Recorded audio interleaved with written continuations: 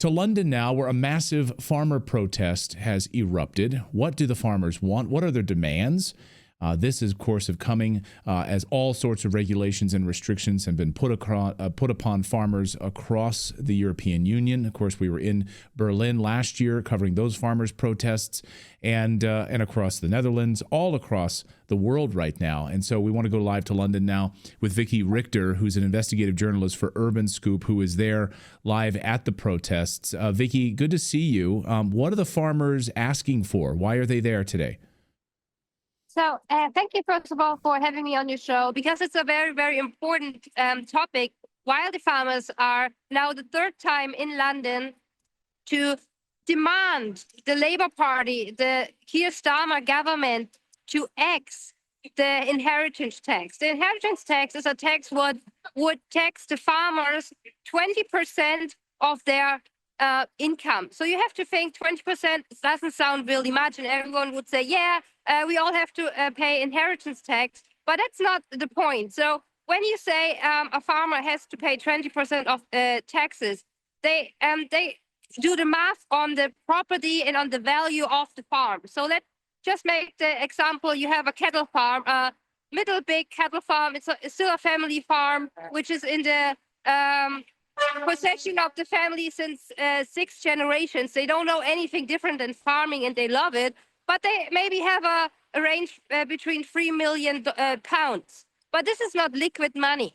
It's all connected to their cattle, to their farming machines. So you can't just bring a cow to the bank and cash out £3,000. So with these taxes, they literally make the farmers sell their property, sell some of their land. Then the value of the producing farming is not even profitable anymore. And when you see what they earn, I talked with several farmers because we are doing a documentary about farmers. What they earn is maybe 5%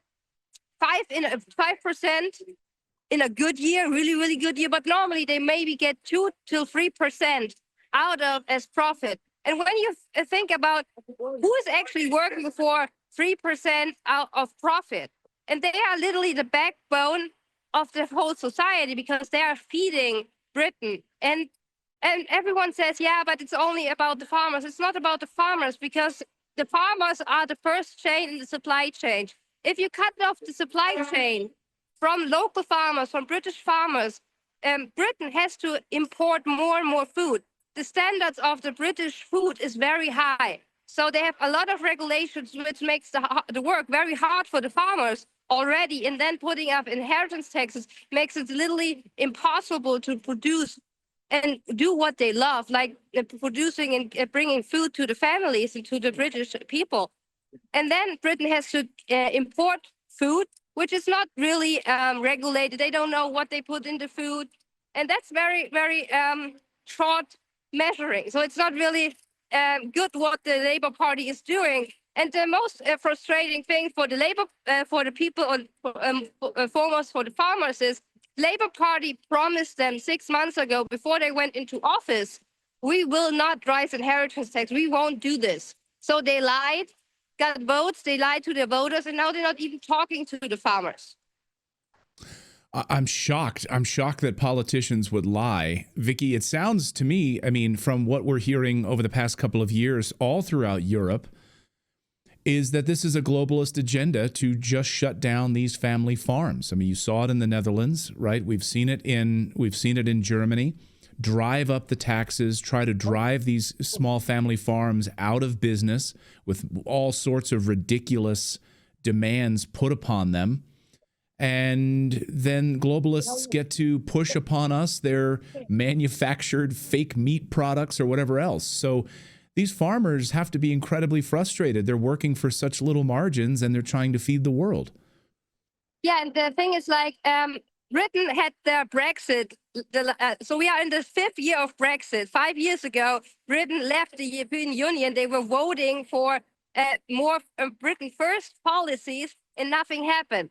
So there were promises made which weren't kept, and now you have even Keir Starmer lingering around with Ursula von der Leyen, which is a leader in the European Union, where they actually should talk closer with the Americans, with Trump, to get closer back to their actually best friend, which is the U.S. But they don't do it because they don't like Trump. They don't like the freedom what Trump brings. So they are lingering and bringing back, or trying maybe bring back UK to the to the European Union. European Union.